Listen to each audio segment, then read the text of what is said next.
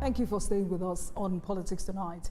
As it counts down to the 2027 general elections begin, Nigeria's political space is already witnessing early maneuvering, quiet negotiations, strategic alignment, and subtle power plays across party lines. While the major parties remain dominant, there are growing questions about internal cohesion, regional influence, and how emerging actors might reshape the contest.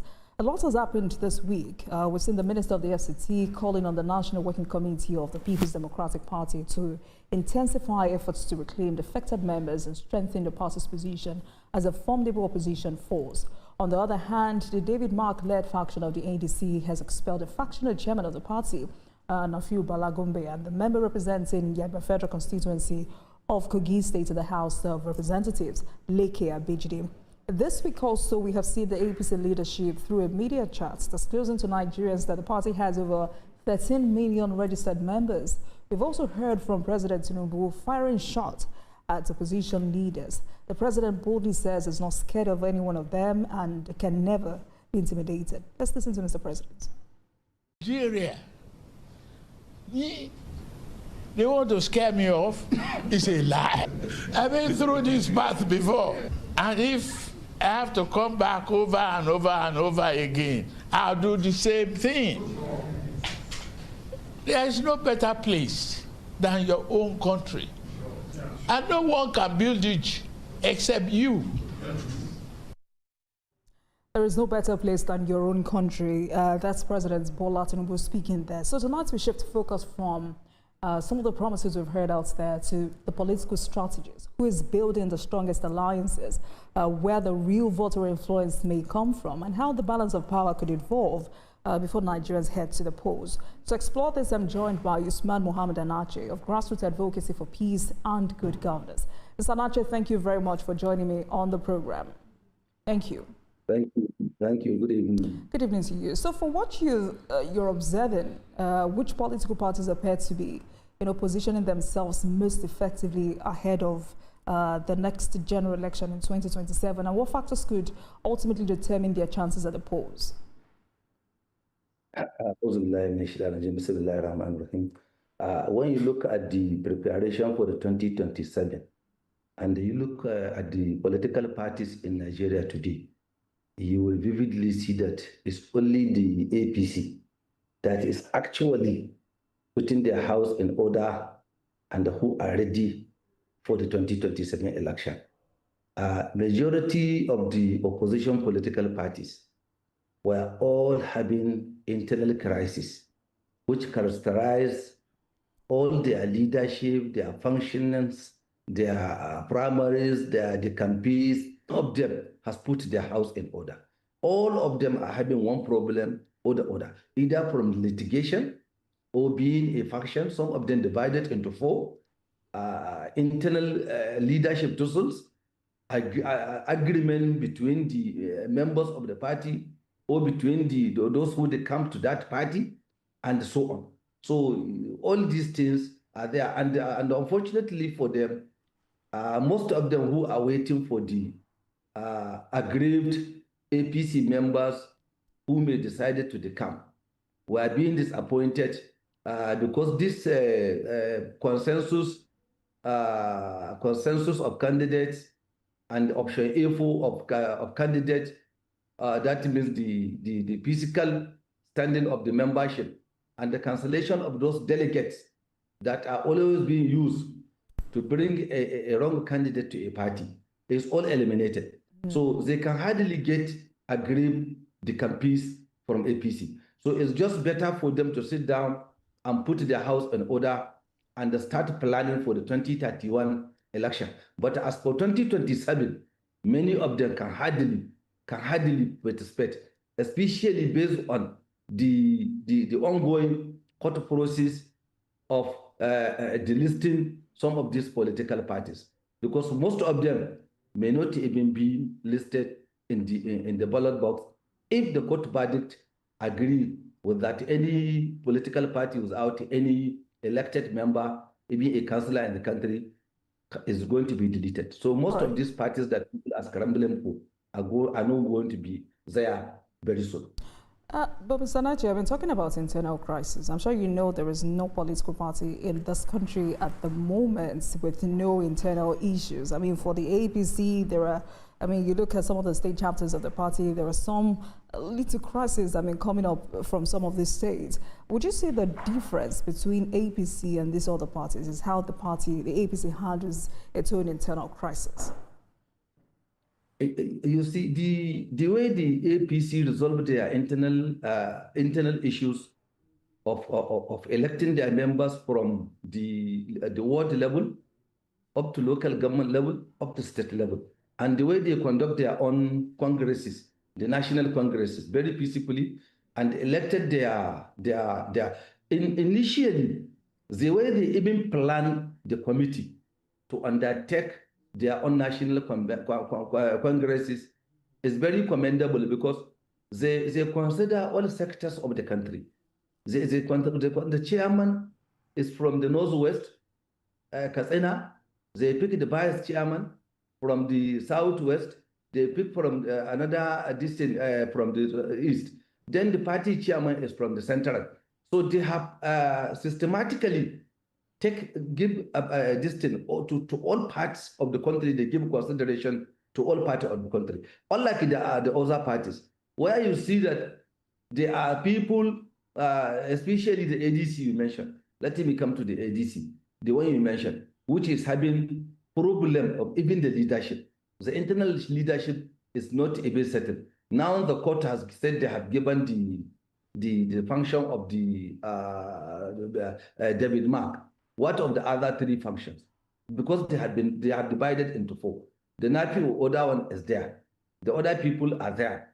And majority of their people that come into that ADC were all association of executive formers.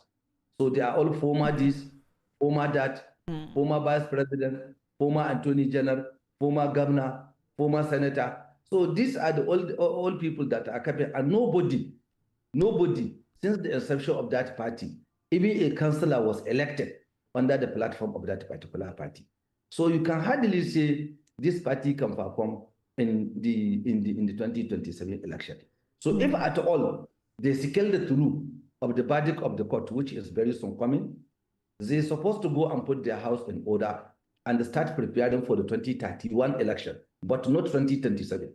2027 I mean, that's for Nigerians to decide, Mr. Nachi. At the end of the day, Nigerians would go out there and vote for their preferred candidate. Yes, I agree with you. It's Nigerians that will decide. But let me ask you, who among them will be the presidential candidate? This is the contention. Okay. Is it Peter Obi that will be the presidential candidate and the Atiku will be his vice? Or is it the Atiku will agree to be the president and the Peter Obi shall be his vice? What is the fate of El-Rufai? Where are they taking the other people? So the Kwankwaso is there, coming on from the function of the NNPP. So he is joining them. So if you look at the composition, they are only together just by mouth, but ideologically, they are all different. They are in different worlds. None of them can respect the other. And in internal party politics, you have to forgo your interest in the interest of the party. But in this case, none of these big wigs in this ADC can forgo their interest for the other person. So if that is the case, it will be a collateral damage and it will be total collapse. So we'll see what happens. We'll see what happens with all of this different interest. But Mr. Nachi, in evaluating or interpreting this, this recurrent patterns of factionalism, leadership struggles within the opposition parties, the PDP, the Labour Party, even the ADC, I would like you to speak to this ideological inconsistency within these political parties. And to what extent can these, some of these internal dynamics be understood as self-inflicted? We've also seen some other persons talked about the structural weaknesses in some of these parties. Yes, when you talk of ideology, none of them has even any ideology to serve the nation. All of them are trying to protect their personal interests. That is why earlier I told you they are only together by mouth, but ideologically, they are all in different worlds. So they are not together at all. So even if you see them using one slogan on one party, and unfortunately, none of them is even telling Nigerians what they can do. What are they going to do? What mistake have they seen this government is making that are trying to correct? What mistakes are they seeing the president Tinubu is making, which they are going to correct? So they are not even telling Nigerians what is exactly what they are going to do for Nigeria if they clinch power. All what they are doing is castigating and criticizing the present government, and that will not help them. So instead of them to tell us, we are going to do this, we are going to do this, which President Tinubu is not doing. We are going to do this, we are going to do this for you when you vote us in. Then the Nigerian will start thinking twice against it. But all what they are saying and all what they are doing is just criticizing the government, bringing religious issues, bringing tribal issues, bringing regional issues. This is all what they are doing. And let me tell you, we at Grassroots, we have already enlightened those rural people. They are already aware. They are already enlightened. We have tried as much as come to see that all the rural people will have met, we have enlightened them on the dangers of electing somebody who has betrayed you before and now coming back to tell you that he is going to do good for you. And he is not even telling you the good he is going to do for you, but he is criticizing the one you have on ground. So when we return from that break, I'd like you to speak to us about whether the Nigeria's party system is structurally too fluid to sustain stable leadership without court intervention. But we must take a break at this moment, and when we return, we'll continue this conversation. Also important to say that when we return, this conversation continues on our other platforms. Please stay with us. Thank you, everyone, for staying with us. Usman Mohammed Anache, Grassroots Advocacy for Peace and Good Governance, is on the program with me tonight as we analyze and evaluate political parties and their chances of winning elections in 2027. Mr. Anache, thanks a lot for staying with us on the program. Now, I want to, quickly get your insights into this debacle between INEC and the ADC. I mean, we can all agree that INEC's role is tricky and sometimes very complicated. And, the deeper issues are right in front of us, one of which is weak internal democracy within parties, which, for most times, forces external regulation to expand. But it gets really dicey sometimes, and so the line is not further blurred. Where should the line be drawn between, regulatory oversight by INEC and the autonomy of political parties to manage their own internal affairs? You see, INEC is like a referee to the players who are the political parties. So if the political parties or the politicians stop looking at contesting to be a business where they will invest some of their money and contest, and after winning election, they will get some profit. So they should see it as they are going to serve the country, not to serve themselves or not to make money or not to siphon the government money. So by the time the politicians start looking at contested as not a business venture, then the less the burden on the INEC. You will see INEC presently, to me, all what they are doing, I'm watching it. They are using the court injunctions. But some of the political parties are blaming the INEC for using court injunctions. And court injunctions has to be used. So if these court cases are to be minimized on political parties' internal democracy, then people should stop seeing democracy or being a politician as a business-like venture. So if we stop looking at it in that way, it will minimize the crisis even into the political parties. But where do you think, Mr. Anache, please hold on. Where do you think politically aware Nigerians tend to draw that line between regulation and interference? How much control should INEC have over internal party matters or affairs? And would you also say that, or agree with those who say smaller parties like, for instance, the ADC are more vulnerable in situations like this? I mean, do bigger parties face the same level of scrutiny? Okay, but to me, there is no smaller party, no bigger party. Okay. It is only the party that has majority members and has fielded candidates all over the country, and those who cannot field the candidate all over the country. But all their registration carries the same weight. And when they are meeting in IPAC in the state level or in the federal level, each party will be represented by one representative, including the ruling party. So there is no one that is a small party or a big party. The only problem we are having, as I told you earlier, it is this business-like orientation, and the lack of nationalism is there from the part of Nigerians, because most of us think that the moment we've been elected, we just become rich, and some of us want to power by all means, even though some of us has used this power before and failed the Nigerians, and now we are coming back to say that we want to clinch that power by all means. So that what will bring the burden on INEC. It will bring so many issues on the regulatory authorities that people will start litigating, bringing different court cases, bringing whatever it is. And the problem is that our lawyers too has to look at these issues. I'm very happy with the NBA national chairman who issued a stern warning on the lawyers that if they know the litigation is not proper, they should not institute it against any court of law, because that one is bringing a lot of problem.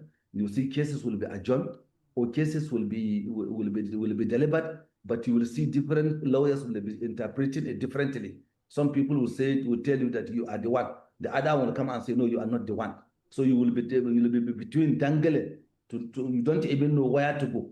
So all those crises, all those problems from the regulatory agencies will be reduced if we have this nationalism, if we don't take politics as a business, if we are loyal to our leaders, if we are loyal to the party, and if we adhere to this constitution of the political parties, because most of the political parties doesn't adhere to their constitution. And each and every political party is supposed to have a manifesto of when you clinch the power, what are you going to do for the country? But most of them only have the constitution, but they don't have the manifesto of what they are going to adopt. And don't forget, this is the same scenario we have during Jonathan era. The same people wanted to remove Jonathan on power. When they removed Jonathan on power and bring the General Muhammadu Buhari, unfortunately, they have no any blueprint for the country. So their own main motive is only to remove General Buhari. And after removing Buhari, there is nothing they can do. They are with power, but they don't know how to handle that power. It is the same people that are now ganging up again against President Asuwaji Bola Ahmed Tinubu. That is why we say now, we at Grassroots, we have now been beaten in one hall and will not allow ourselves to be beaten in another hall. So we will not repeat that mistake of people ganging up against the leadership of the country. And after removing the leadership, they will leave us scattered without any direction. We will not agree with that anymore. We will stand out our leaders. So anybody who want to come, who want to be anywhere, let him bring the manifesto of what exactly he is going to do, different from what President Tinubu is doing, irrespective, and he should not bring religious differences, he should not bring tribal differences, he should not bring regional differences. He should give to us the blueprint he's going to adopt, which is better of that of President Tinubu. Then we can agree with him. But we will not repeat the mistake of supporting them, removing Jonathan when they have nothing on ground to perform. We will not repeat that mistake. We will stay with our president, and if they have anything different or any mistake they see is doing, they should bring it forward for us so that we'll see. But I tell you, they are only making noise on the social media. All right, Mr. Abachi. let's talk about these people. I mean, I have a lot of names in my head. For someone like Senator David Mark, would you say he's only consolidating power at the expense of democratic principles within the party? When you look at the history, when you look at the history of David Mark, he was not a democratic. He was a military man. They staged a coup. They eliminated the government of 1983, democratically elected. They have not allowed Abiola to actualize his mandate, even though that June 12 was the most fair and free election conducted. He was part of the people that dent democracy when he was in uniform. Now, God don't catch him. He is now trying to be a Democrat. Now he is trying to come back and tell us different. Okay, we accept him as a Nigerian who has the right to join democracy, but let him tell us what he is going to do after his party clinch power. And since he has now taken the leadership of the party, so is no more the aspirant. So he should tell us the manifesto of his party if they clinch power. So that is why I tell you is the association of formers, former governor, former president, former sole administrator, former minister, former this, former that, who have performed one thing or the other, and who are part of the team that put us in this problem that they are blaming the others for. Let me give you an example. Who did all the privatization? Who sacked the federal civil servant from level 01 to 5? It is the Waziri of Adamawa and the El-Rufai that did the BEP. They are the ones that privatize even this power sector that this government has to come and liberalize by making a law that allow us to establish power sector independently, allow the state government. The initial agreement they make when they are selling our former neighbor, they didn't allow anybody to invest in power sector, even the foreigners. It is this President Tinubu that come and scrapped that law and amend it with his team of this Assembly, National Assembly, and amended that law. Look at the petroleum sector. For the first time in Nigeria, if crude oil goes up, the price of petrol goes up. If the crude oil internationally come down, the price of petroleum come down. There was a time in this country when one barrel of crude oil was $1, but we buy it at a very higher price. So this is the time that the petroleum sector, the electricity sector, were being the sector will now be liberated and now allow the private players to join in. During their time, they refused to allow all those things. Look at Ajakuta, look at all other companies, look at all other assets of the federal government. They discard it at a given oil price. Up to today, they cannot tell you who and who they sold the NEPA to, how much, and who are the investors. They can't tell you. So these people that put us on this mess, now telling us that our president is not doing well. No. All right. Something. Also, at this time, also Mr. Nache, when Rotimi Amechi says he can solve Nigeria's problems, why should Nigerians trust him, especially if he's been part of previous governments that struggled with the same similar issues? I saw the comment, so I laugh because he's one of the outdated politicians. Believe me, Outdated. all of those people you see making noise, there is nothing upstairs. They don't have anything to offer. Their brain has reached a saturation stage. It is now declining. So it is only the power they are trying to get, but they cannot use Mr. Nache, please try and be kind with your words, please. Okay. Thank you. You see, with all apology, that I don't want to. Believe me, we know what we are doing. At grassroots, we know who is trying to help us. We know who is trying to solve our problems. We know who cares for us. We know how this president is caring for the masses at a rural area. before any intervention that is being implemented by the federal government, we at the grassroots will not see it. But now, anything mentioned online, tomorrow you see it in your village. So believe me, we are only supporting the person that has us at heart. We are not talking only about the up person that, I mean, that has your interest at heart. I mean, I'm sure you must have listened to. Yes, some of the leaders have also claimed that they have the interest of Nigerians at heart. I'm sure you must have heard former Vice President Atiku saying he's more popular than El Rufai, Kwankwaso, and the other northern leaders. I want you to speak to, I mean, how true is that? First, second. So this conversation about not respecting this unwritten zoning arrangements in the country, how drastic is it? How terrible is it? Or how you okay with it? Well, you see, the zoning arrangement is not a democratic process. But since that is what we agree, each party agree that if the North spend 8 years, the South should do. If the arrangement is not bringing any chaos, no problem. But to me, it's not part of the democratic principles. We should just get the best. You see, this is one of the problems that was planted on us by the colonial masters when they are leaving this country. Before the independence, they established our political parties based on regional sentiment, not based on Nigerian national issue.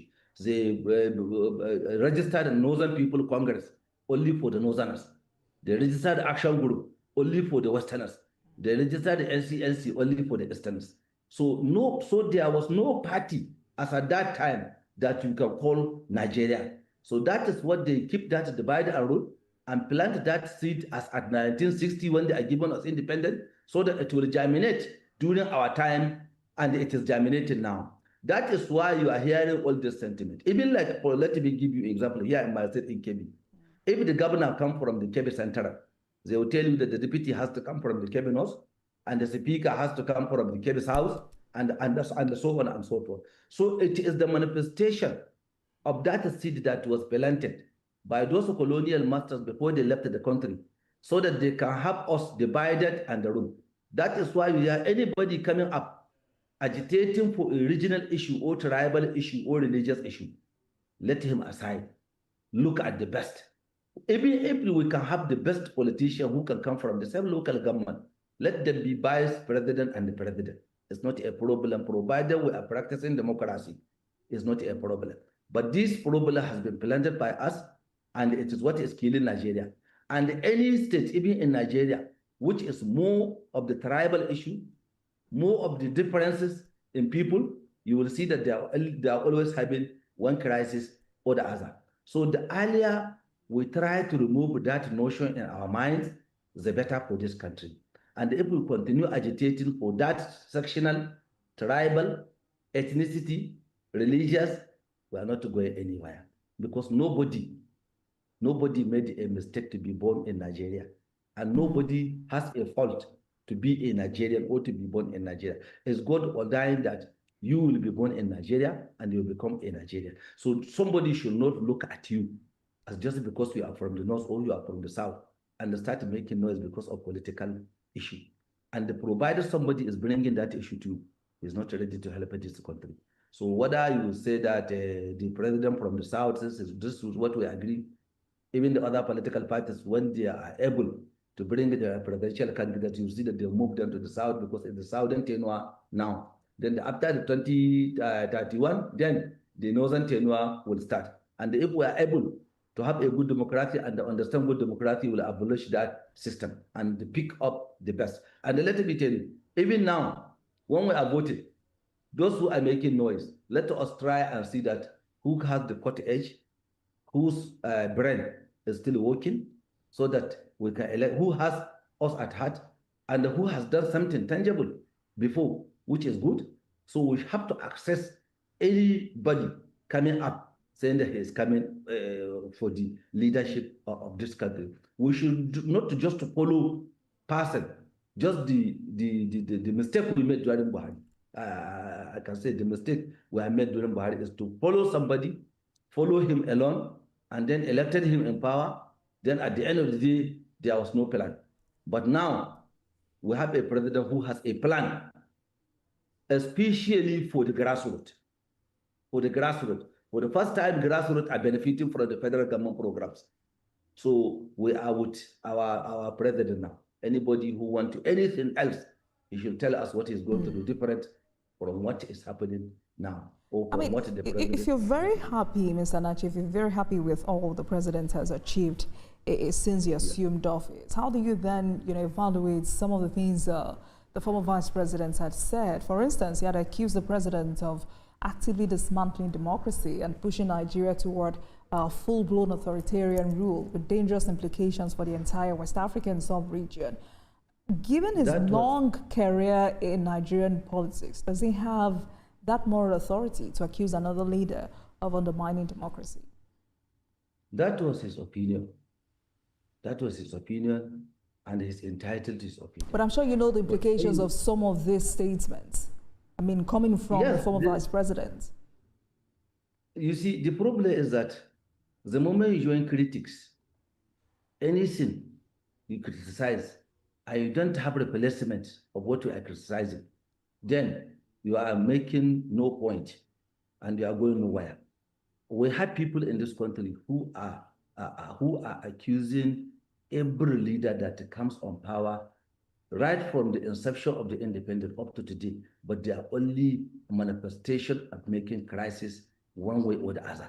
They are not making any tangible effort or any development. They are not contributing any quota to the national or state development, even in their respective states. So their own is only to come on media and castigate anybody who is on power, and they are not ready to bring a remedy, an alternative to what that. So by him saying that, he can say that as his own personal opinion. But if you look at what is happening in reality on ground, let me give you one single example of this Ilela. I always mention this Ilela Badagari road, which in Kebbi, we have 258 kilometers. The first time of its kind in the whole West Africa. Forget about in the northern Nigeria. The first road, a concrete road with iron rods constructed, dual carriage with borehole at each 20 kilometers interval with street lights from Ilela and Sokoto State, passing through Kebbi, Niger, up to Badagry in Lagos. Kebbi, we have 258 kilometers of that road in our state. The first type of that road in the northern Nigeria, the first type of that type of road in the whole West Africa is constructed now in Kebbi.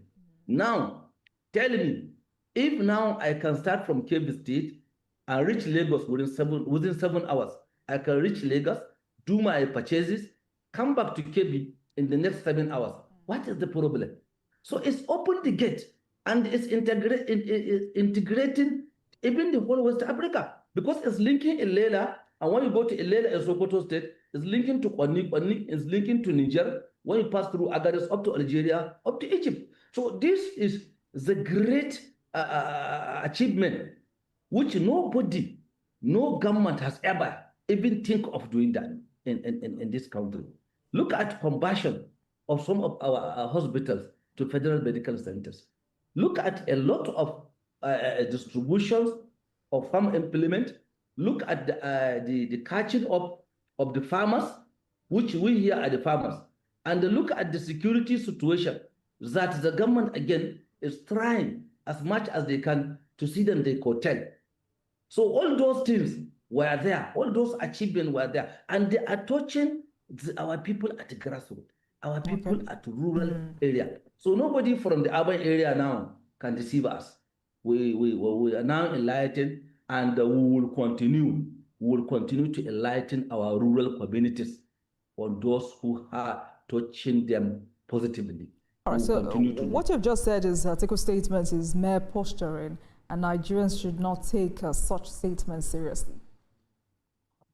Yes, Nigerians should ignore any critics, not only Atiku. This woman from Kano, one woman from Kano who is always making noise on different radios, bringing somebody, so many people's secrets, covering her on, and this person who has established his own political party, and now left the political party he established and ran to another party which is uncertain. So all those people should ignore all those people. And anybody castigating your leaders, let him tell you what he has differently. And this is what we are mobilizing, and we are telling the people in the rural communities to observe. So our people now are enlightened. They can think. We are not now following somebody just like that, or because you hate someone, you want me to inherit that hatred. No. Or because you just love somebody, you want we at the rural community to inherit that love without reason.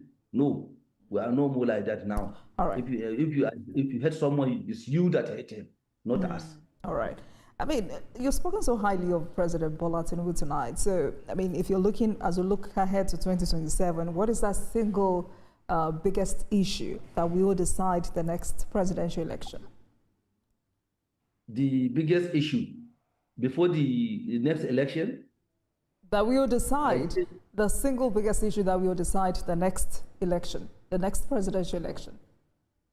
The single issue that will decide the next election is the president's ability to run the 2025 and the 2026 budgets concurrently. This is the first time in the history of the world where the former budget was not abandoned but has been used. Let me tell you, we have enlightened our people at the grassroots, and they are aware of all those things. And most of the people, I don't want to say much, because there are some people that are even sabotaging the effort of Mr. President.